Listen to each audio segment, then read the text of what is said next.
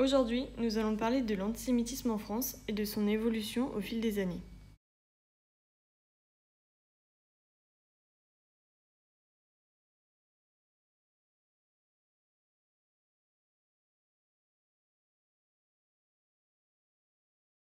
L'antisémitisme est un phénomène discriminant qui possède un lourd passé et qui persiste à ce jour par des actes.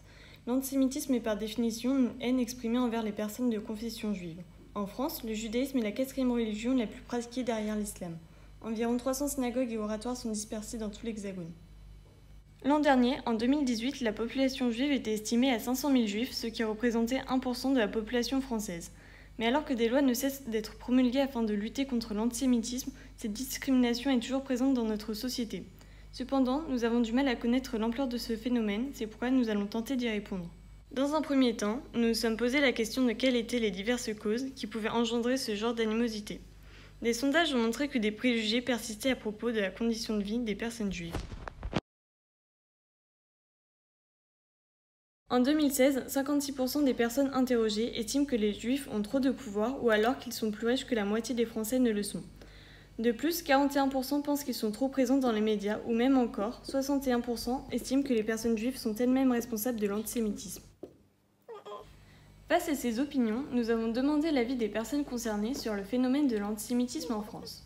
Monsieur, trouvez-vous à ce jour que cela est facile de pratiquer le judaïsme ? Selon moi, non, ce n'est pas facile.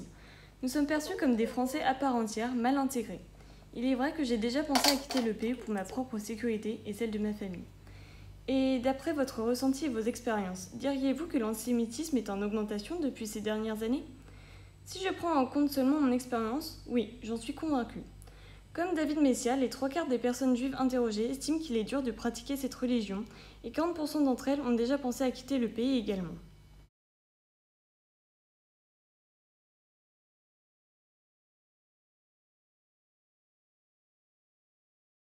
La majorité, soit 92% des personnes juives interviewées, estiment que l'antisémitisme n'a fait qu'augmenter ces 5 dernières années.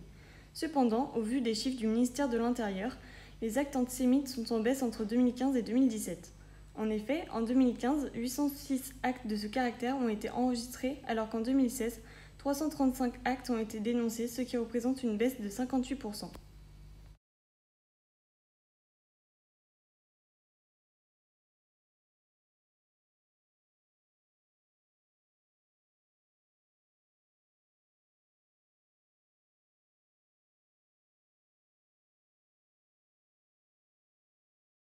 De même, entre 2016 et 2017, une diminution de 7% a été enregistrée.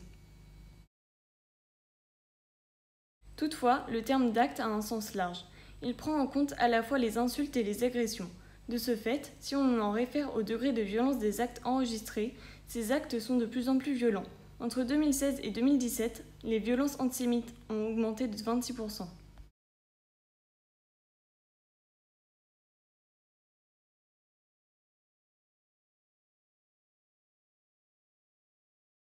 Les attentats qui sévissent au nom d'une idéologie musulmane radicale en sont la preuve.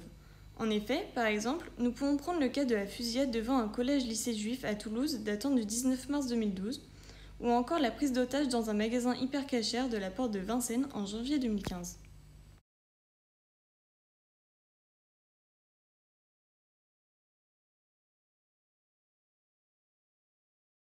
Récemment, le meurtre de Mireille Knoll, une femme âgée juive, a provoqué une vague d'indignation et de révolte en France.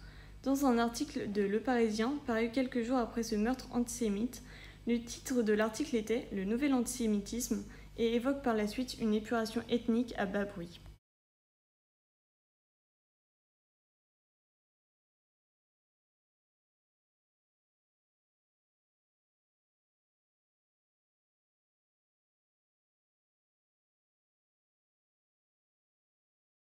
Ce meurtre et ces attentats ravivent le débat de l'antisémitisme qui persiste toujours. Ces récents événements nous montrent que malgré le volontarisme de l'État de diminuer, voire d'éradiquer totalement cette discrimination, des actes du quotidien ou des actes d'une extrême violence viennent contrecarrer cette volonté.